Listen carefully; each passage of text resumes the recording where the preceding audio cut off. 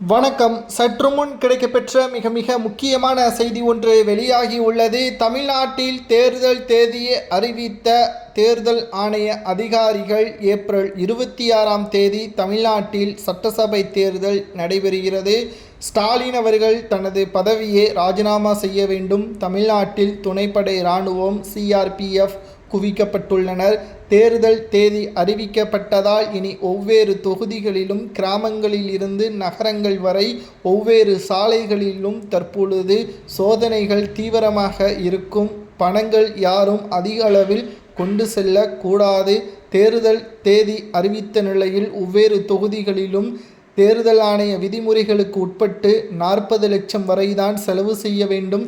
ஆனால் திமுகவின் எம்எல்ஏக்கள் பலரும் பல கோடிகளை தற்பொழுது பணப்பட்டுவாடாவில் ஈடுபட்டு வருகிறார்கள். இதனால் தேர்தல் தேதி அறிவிக்கப்பட்டதிலிருந்து தேர்தலில் பணத்தை செலவு செய்யக்கூடிய கட்சிகள் வரைமுறை மீறி செலவு செய்தால், ஓட்டிற்கு பணத்தை கொடுத்தால் அந்த தொகுதியில் போட்டியிடுவதற்கு தடை விதிக்கப்படலாம். இதனால் தேர்தல் ஆணைய விதிமுறைகளை நிச்சயம் திமுக மீறுவதற்கும் அதிக வாய்ப்புகள் இருக்கிறது.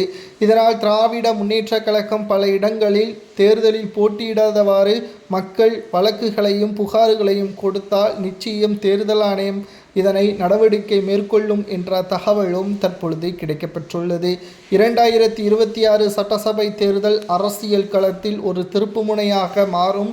ஏனென்றால் தமிழகத்தில் இதுவரை அல்லாத ஒரு தேர்தலாக பார்க்கப்படுகிறது. விஜய் அவர்கள் என்டிஏ கூட்டணி பேச்சுவார்த்தையும் ஒரு பக்கம் நடைபெற்று வருகிறது. கூட்டணி உறுதி செய்யப்பட்டால் நிச்சயம் தமிழ்நாட்டில் ஸ்டாலின் அவர்களது நிலைமை நினைத்து கூட பார்க்க முடியவில்லை. ஏனென்றால் 2011ஆம் ஆண்டு எதிர்க்கட்சி அந்தஸ்தை இழந்தது போல் 2026 நடந்தால் அடுத்த 20 ஆண்டுகள் அல்ல 40 ஆண்டுகள் ஆனாலும் திமுக அதிகாரத்திற்கு வருவது கடினம். விஜய் அவர்கள் முழுமையான ஆளுமையாக தமிழ்நாட்டில் மாறுவார் என்ற தகவலும் கிடைக்கப்பெற்றுள்ளது. விஜய் மீது தனிப்பட்ட விமர்சனங்கள் இருந்தாலும் அரசியலில் தற்பொழுது வரை மக்களின் ஆதரவு இருப்பதாகவும் கூறப்படுகிறது. ஏப்ரல் 20ஆம் தேதி தேர்தல் ஆணையம் சொன்னபடி தமிழ்நாட்டில் தேர்தல் நடைபெறுவதால் ஸ்டாலின் அவர்கள் தலைமைச் செயலகத்தில் சரியாக அவரது அதிகாரங்கள் அனைத்தும் பறிக்கப்படலாம்.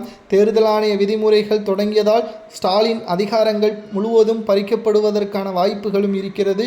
முதலில் காவல்துறையே ஸ்டாலின் அவர்கள் கட்டுப்பாட்டில் எடுக்க முடியாது. ஏனென்றால் தேர்தல் ஆணைய அதிகாரிகளது விதிமுறைகள் முதல் விதிமுறை என்னவென்றால் காவல்துறை தேர்தல் ஆணையத்தின் கட்டுப்பாட்டிற்கு வந்துவிடும். ஸ்டாலின் கட்டுப்பாட்டில் இருந்து ஒட்டுமொத்தமாக பறிக்கப்படும். அதிகாரங்கள் முழுவதும் ஸ்டாலினிடம் இருந்து பறிக்கப்படும் என்ற தகவல் வெளியாகியுள்ளது.